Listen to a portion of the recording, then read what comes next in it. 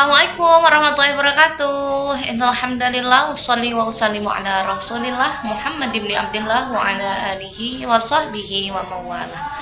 Amma ba'du, rabbi shrah li sadri wa yassir li amri wahlul 'uqdatam min lisani yafqahu qawli.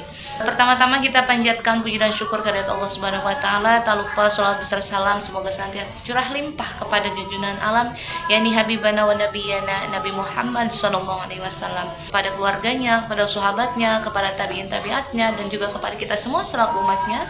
Semoga kita mendapatkan syafaat di yaumil qiyamah. Amin ya Allah ya rabbal alamin.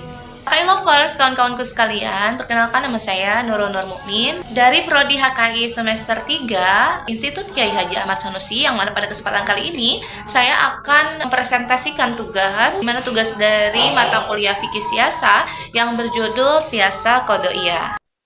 Nah, kawan-kawan, apa sih siasah qodoiyah itu? Nah, siasah qodoiyah adalah para ulama mendefinisikan bahwa seluruh kebijakan dan tata aturan yang diterapkan oleh penguasa untuk menegakkan keadilan berdasarkan prinsip syariat demi melindungi hak masyarakat dan menjaga keamanan sosial. Nah, adapun ruang lingkup dari siasah qodoiyah ini adalah meliputi pengangkatan hakim, yang mana penguasa itu bertanggung jawab terhadap mengangkat hakim yang adil, berilmu, amanah. Nah, kemudian ruang lingkup selanjutnya itu adalah pembentukan lembaga peradilan, yang mana seiring perkembangan masyarakat, yang mana lembaga peradilan Islam berkembang menjadi beberapa struktur, yaitu ada wilayah al-qodo atau peradilan umum, ada wilayah al-hisbah, pengawasan moral dan pasar. Kemudian ada wilayah al-mazalim, yaitu peradilan untuk kezaliman pejabat. Nah, kawan, jadi dalam siasah qodoiyah ini memiliki karakteristik yang khas, yaitu tentunya bersumber dari syariat.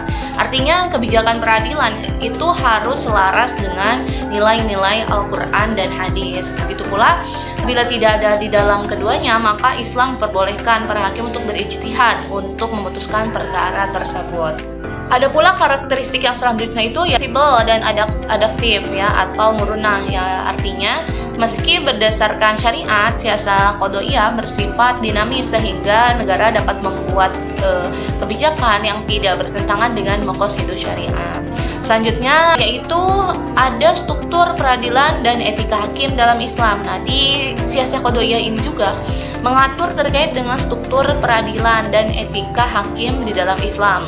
Nah, struktur peradilan dalam Islam itu ada yang sudah tadi disebutkan, ada wilayah al-qodo atau peradilan umum, yang mana lembaga dari peradilan umum ini menangani perkara-perkara perdata dan pidana umum. Nah, kemudian ada wilayah al-hisbah, yang mana lembaga yang menangani perkara-perkara sosial kemasyarakatan, khususnya terkait dengan pengawasan moral publik, pasar, kecurangan, serta pelanggaran administrasi dan kepatuhan masyarakat terhadap syariat.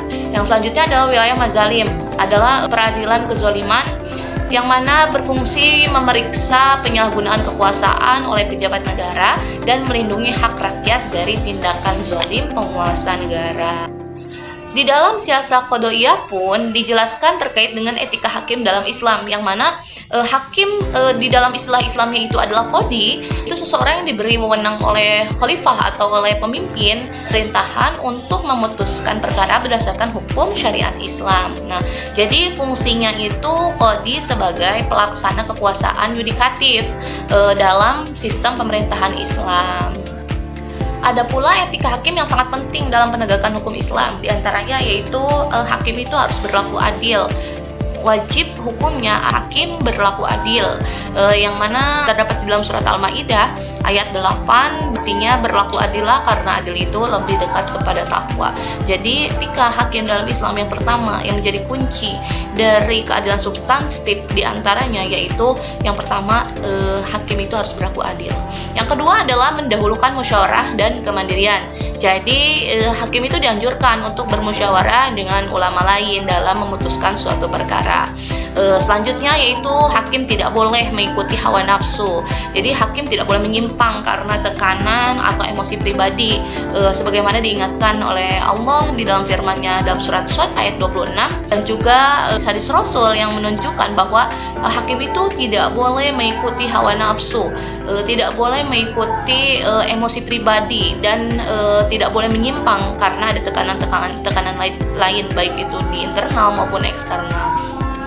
Kemudian hakim juga harus berilmu luas ya dalam fikih, usul fikih, kaidah hukum Islam. Jadi harus mendalami hukum-hukum tersebut dan juga harus memahami kondisi sosial masyarakat.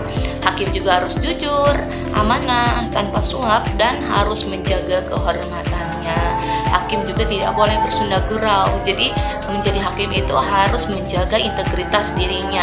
Orang yang menjabat sebagai qadhi atau hakim tidak boleh menerima hadiah dari pihak-pihak yang berperkara. Kemudian hakim pun harus memiliki keberanian moral, merupakan syarat utama itu menjadi hakim.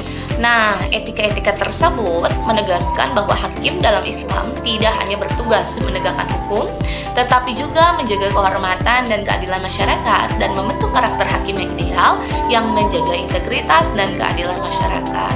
Mungkin itu saja yang dapat saya sampaikan terkait dengan siasat qadhiyah dan etika hakim. Mohon maaf apabila banyak kekurangannya. Semoga ada manfaatnya. Wallahu muwaffiq ila aqwamit thoriq. Wassalamualaikum warahmatullahi wabarakatuh.